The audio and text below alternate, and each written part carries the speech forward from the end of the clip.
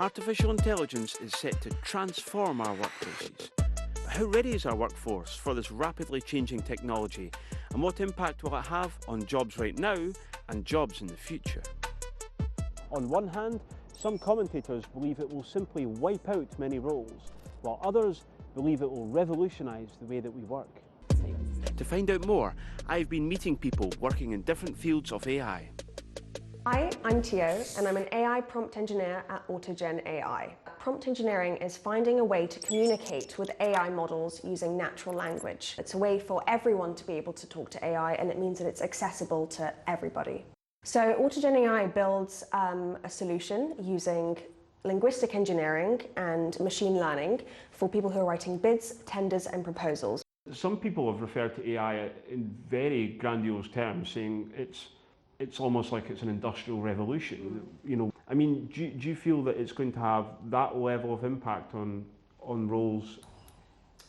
I do think it will have that big of an impact. It's changing the way we communicate with each other. It's changing the way that we think about things. It's changing our entire process. I think that AI won't take your job, but somebody who knows how to use AI might take your job. I think we've really got to learn how to use these tools, and if we stay behind the curve, then we will get left behind. This is the London office of Google DeepMind. William Isaac is a principal scientist here.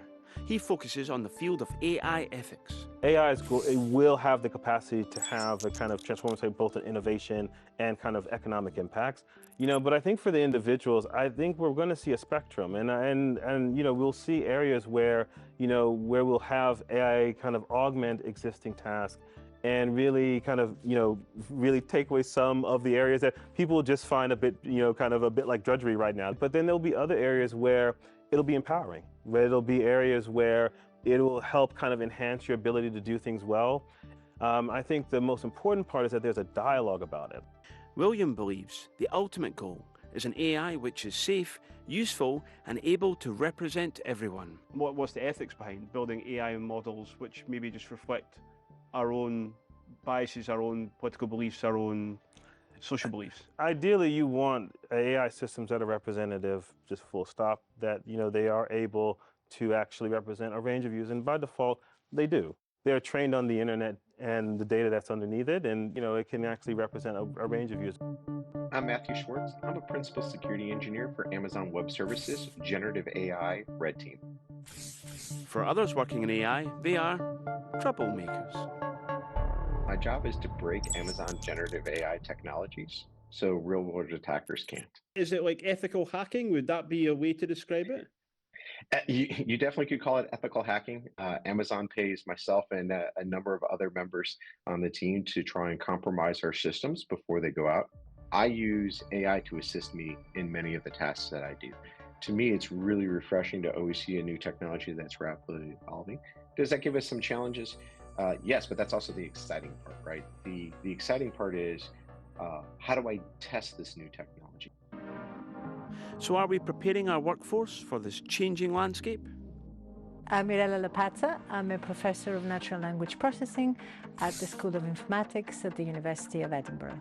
All kids at every school in the whole country should at least know to program a little bit. They would need to understand what the technology can and cannot do. And AI is not going to steal our jobs. We have to work with AI to make our jobs better. But right now, the problem is there is a mismatch. There is AI and there is the current jobs, and they are not going together. And a lot of people say that, it will revolutionize the workplace. The reality is that it hasn't yet, and it will not be instant. The AI in the workplace will take a little bit of time, and there is good reasons for this. First of all, AI is not cheap. And then you have the actual people who used to do the job, and now they're supposed to do it with AI. They don't know how to do this. They need to be trained. How do we prepare people for these new emerging jobs in AI and in technology? At the moment, we don't have enough AI experts. So please do study computer science. That's what you need to do. Or study ethics, or study law. These are important professions and will become more important. as AI matures and is adopted more and more. And I would definitely not discourage people. This is a very exciting field. You get to play with cool technology and influence it. And in fact, in the end, possibly change the world. Joel from The Last of Us, Booker from BioShock Infinite, and Samuel Drake from Uncharted. 3 massive video game characters, one thing in common. They're all played by the same actor, Troy Baker. Now he's adding one more, and possibly the most iconic of them all, Indiana Jones. Regardless of your familiarity with this character or this IP, the thing that is universal is that there is somewhere in all of us an adventurer, and that is something that everybody can relate to.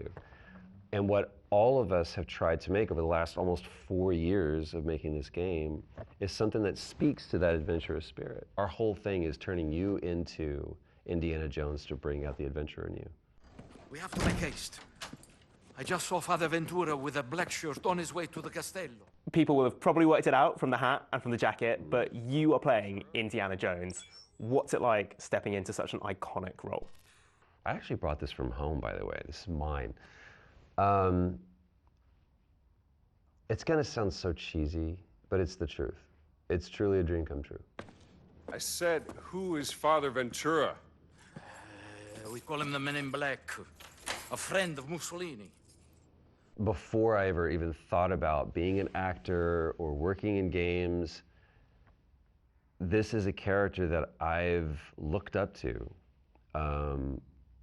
my whole life. And so much so that I thought it was impossible for me to play it, because when I was offered the role, I was like, no, and I turned it down because I was scared.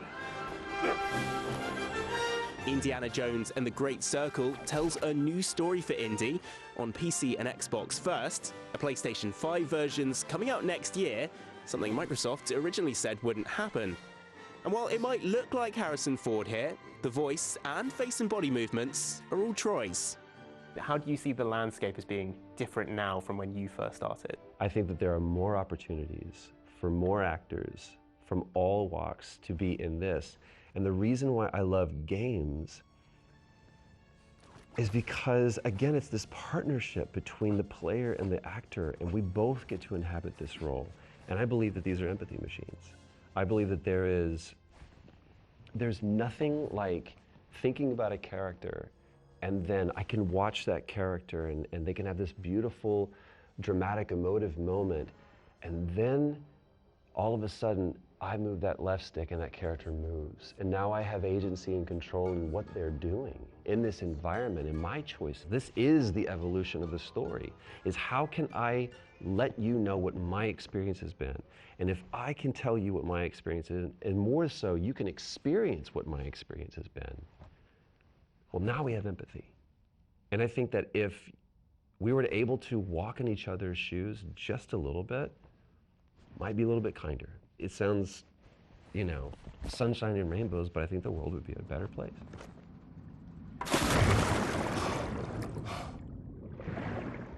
Actors have never played more of a role bringing their virtual characters to life. And big global launches are so big now, they can make stars of their heroes and villains.